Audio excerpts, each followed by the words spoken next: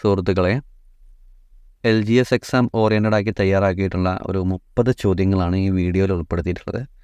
നമുക്ക് കഴിയുന്ന പോലെ കണക്ഷനുകളും കോഡുകളൊക്കെ നമ്മൾ ഉപയോഗിച്ചിട്ടുണ്ട്.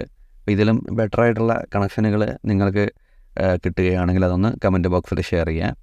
അപ്പോൾ അത് നമുക്കെല്ലാവർക്കും ഉപയോഗപ്പെടും. അതുപോലെ ഇത് കുറച്ച് ഈസി ക്വസ്റ്റ്യൻസ് ആണ്, പക്ഷേ നമുക്ക് പരീക്ഷ ഹാളിൽ അത് കൺഫ്യൂഷൻ ഉണ്ടാക്കാൻ സാധ്യത കൂടുതലുള്ള ക്വസ്റ്റ്യനുമാണ്.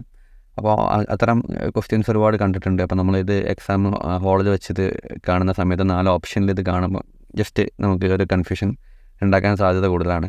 അപ്പോൾ നിങ്ങൾ നന്നായിട്ട് വീഡിയോ മുഴുവനായിട്ട് വാച്ച് ചെയ്യുക. ഈ പറഞ്ഞ പോലെ വേറെ കണക്ഷൻസോ കാര്യങ്ങളോ കിട്ടുകയാണെങ്കിൽ ഒന്ന് കമൻറ്റ് ബോക്സിൽ ഷെയർ ചെയ്യുക. അതുപോലെ നമ്മുടെ ചാനൽ എല്ലാവരും ഒന്ന് സപ്പോർട്ട് ചെയ്യുക, സബ്സ്ക്രൈബ് ചെയ്യുക. നമുക്ക് വീഡിയോയിലേക്ക് പോവാം. ഒന്നാമത്തെ ചോദ്യം, ജടായുപ്പാറ ടൂറിസം പദ്ധതി സ്ഥിതി ചെയ്യുന്ന ജില്ല ഏതാണ്? ഒരുപാട് തവണ വന്നിട്ടുള്ള ചോദ്യമാണ്. ജടായുപ്പാറ ടൂറിസം പദ്ധതി സ്ഥിതി ചെയ്യുന്ന ജില്ല കൊല്ലമാണ്, കൊല്ലം. അപ്പോൾ നമ്മൾ കൊല്ലപ്പെട്ടാൽ ജഡമായി എന്നുള്ള രീതിയിൽ ഓർക്കുകയാണെങ്കിൽ അവിടെ കിട്ടും. കൊല്ലപ്പെട്ട് കഴിഞ്ഞാൽ പിന്നെ ജഡമായല്ലോ. ആ രീതിയിൽ ആലോചിക്കുകയാണെങ്കിൽ ജടായുപ്പാറ ടൂറിസം പദ്ധതി സ്ഥിതി ചെയ്യുന്നത് കൊല്ലം ജില്ലയിലാണെന്നുള്ളത് കണക്ട് ചെയ്യാൻ പറ്റും.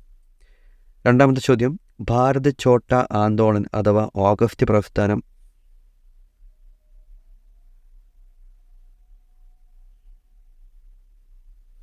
രണ്ടാമത്തെ ചോദ്യം, ഭാരത് ചോട്ട ആന്തോളൻ അഥവാ ഓഗസ്റ്റ് പ്രസ്ഥാനം എന്നീ പേരുകളിൽ അറിയപ്പെട്ടിരുന്ന നിയമലംഘന സമരം ഏതാണ്?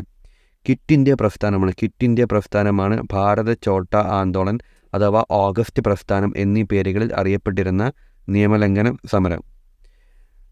മൂന്നാമത്തെ ചോദ്യം, മിഷൻ ശക്തി കായിക സംരംഭത്തിന് തുടക്കം കുറിച്ച ഇന്ത്യയിലെ ആദ്യ സംസ്ഥാനം ഏതാണ്?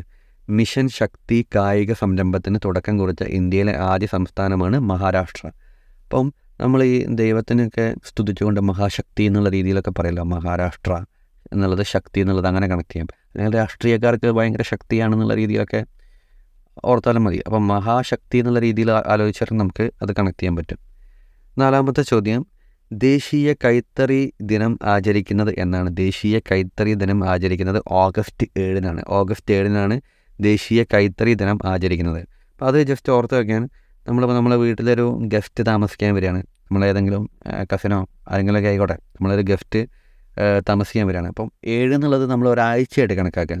അപ്പോൾ നമ്മൾ ഒരാഴ്ചയൊക്കെ അടുപ്പിച്ച് താമസിക്കുന്ന സമയത്ത് നമുക്ക് തോന്നും വനന്തര ശല്യമാണിത് എന്നുള്ള രീതിയിൽ നമ്മൾ തെറി പറഞ്ഞ് ഓടിക്കും എന്നുള്ള രീതിയിൽ ആലോചിക്കാം. നമ്മൾ 1-2 ദിവസമൊക്കെ ആണെങ്കിൽ പോട്ടെ, നിന്നിട്ട് പോട്ടെ. പിന്നെ 7 ദിവസമൊക്കെ നിൽക്കാന്ന് പറയുമ്പോൾ നമ്മളെ സോപ്പ്, നമ്മളെ എണ്ണ, ഇതൊക്കെ നമ്മൾ ഷെയർ ചെയ്യേണ്ടി വരുമല്ലോ എന്നുള്ള രീതിയിലൊക്കെ നമ്മൾ ചിന്തിക്കുമ്പോൾ 7 ദിവസമൊക്കെ നിൽക്കുക എന്ന് പറഞ്ഞാൽ നമ്മൾ തെറി പറഞ്ഞ് ഓടിക്കും എന്നുള്ള രീതിയിൽ ആലോചിക്കുകയാണെങ്കിൽ ഓഗസ്റ്റ് 7 ദേശീയ കൈത്തറി ദിനം ആചരിക്കുന്നത് ഓഗസ്റ്റ് 7 കണക്ട് ചെയ്യാൻ പറ്റും.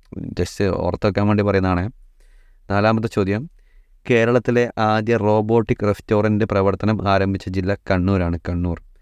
കേരളത്തിലെ ആദ്യ റോബോട്ടിക് റെസ്റ്റോറൻറ്റ് പ്രവർത്തനം ആരംഭിച്ച ജില്ല കണ്ണൂരാണ്, കണ്ണൂർ.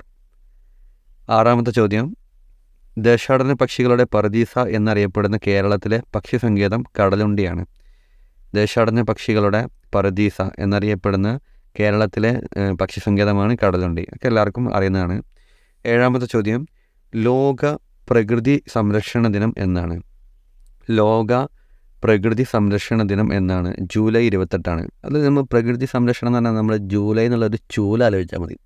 ജൂലൈ എന്നുള്ളതിൽ ഒരു ചൂല് കിടപ്പുണ്ടല്ലോ, ഒരു സിമിലാരിറ്റി ഉണ്ടല്ലോ പറയുന്ന സമയത്ത്. ആ രീതിയിൽ ഓർക്കുകയാണെങ്കിൽ ജൂലൈ മാസത്തിലാണ് 28-ാം തീയതി എന്നുള്ള രീതിയിൽ ഓർത്ത് വെക്കാം.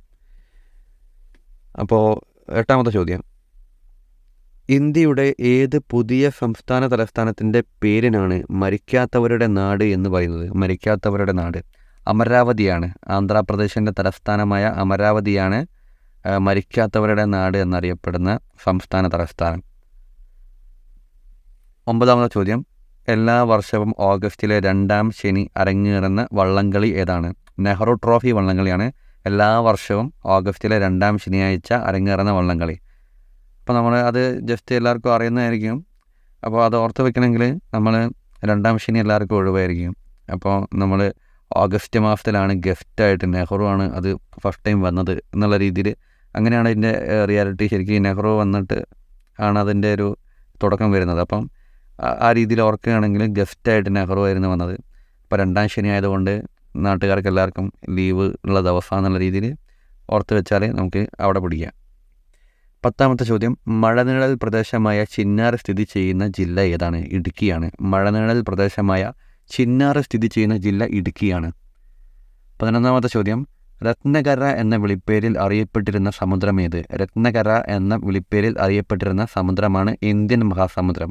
ഇന്ത്യൻ മഹാസമുദ്രമാണ് രത്നകര എന്ന പേരിൽ അറിയപ്പെട്ടിരുന്ന സമുദ്രം. 12ാമത്തെ ചോദ്യം, അറബിക്കടലിൻ്റെ രാജകുമാരൻ എന്നറിയപ്പെടുന്ന നഗരം ഏതാണ്? കൊല്ലമാണ്. അപ്പോൾ അറബിക്കടലിൻ്റെ രാജകുമാരൻ എന്നറിയപ്പെടുന്ന നഗരം കൊല്ലമാണ്. അപ്പം നമ്മൾ രാജകുമാരൻ കൊള്ളാം എന്നുള്ള രീതിയിൽ ആലോചിച്ചാൽ മതി.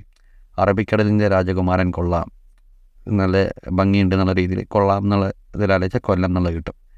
അടുത്തത്, കേരളത്തിലെ ഏറ്റവും വലിയ തീവണ്ടി ദുരന്തം നടന്ന പെരുമൺ ഏത് ജില്ലയിലാണ്? കൊല്ലം. അവിടെ നമ്മൾ തീവണ്ടി ദുരന്തം നടന്ന കൊല്ലപ്പെടുകയല്ലേ ആളുകൾ. അപ്പോൾ ആ രീതിയിൽ ഓർത്ത് വെച്ചാൽ നമുക്ക് കൊല്ലം ജില്ലയിലാണെന്നുള്ളത് കണക്ട് ചെയ്യാൻ പറ്റും.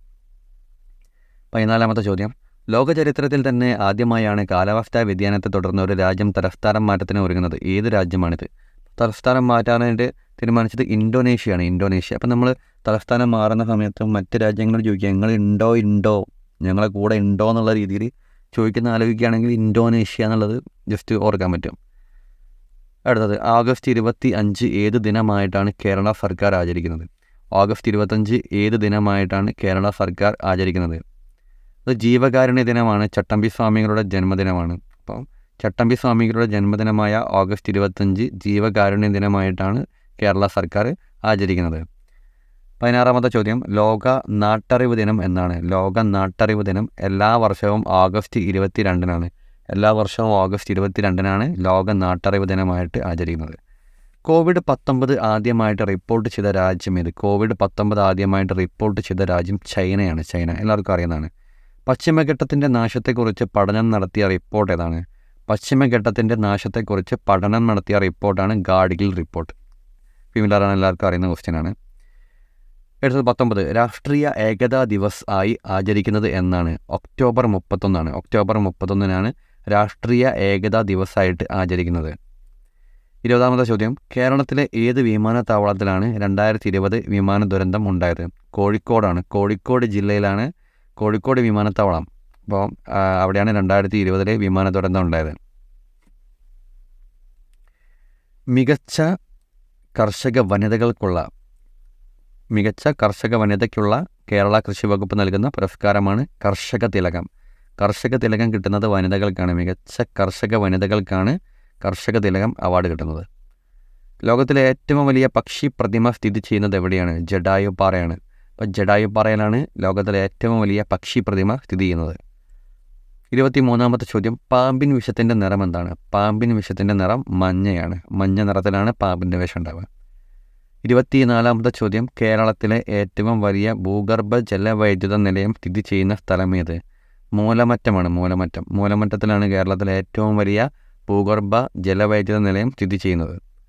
25ാമത്തെ ചോദ്യം, വേമ്പനാട്ടു കായലിലെ ഏറ്റവും വലിയ പ്രകൃതിദത്ത ദ്വീപ് ഏതാണ്? പാതിരാമണലാണ്. പാതിരാമണൽ ദ്വീപാണ് വേമ്പനാട്ട് കായലിലെ ഏറ്റവും വലിയ പ്രകൃതിദത്ത ദ്വീപ് എന്നറിയപ്പെടുന്നത്.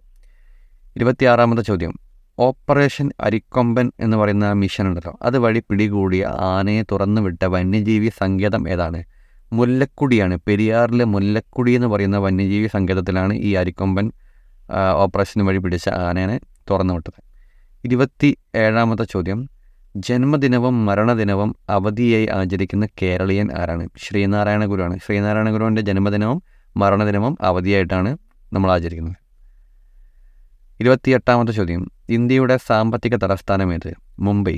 ഇന്ത്യയുടെ സാമ്പത്തിക തലസ്ഥാനം മുംബൈയാണ്. മുംബൈ. 29ാമത്തെ ചോദ്യം, ഗാന്ധിജിയും ശ്രീനാരായണ ഗുരുവും കേരളത്തിൽ കണ്ടുമുട്ടിയ സ്ഥലം ഏതാണ്? ശിവഗിരിയാണ്.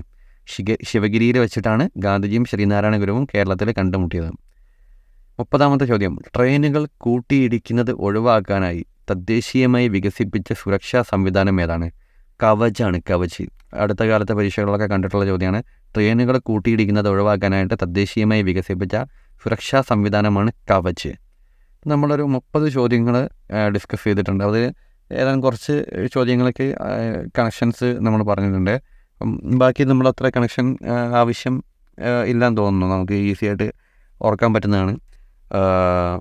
അതുപോലെ നമ്മുടെ ചാനൽ എല്ലാവരും ഒന്ന് സപ്പോർട്ട് ചെയ്യുക, സബ്സ്ക്രൈബ് ചെയ്യുക. Thank you.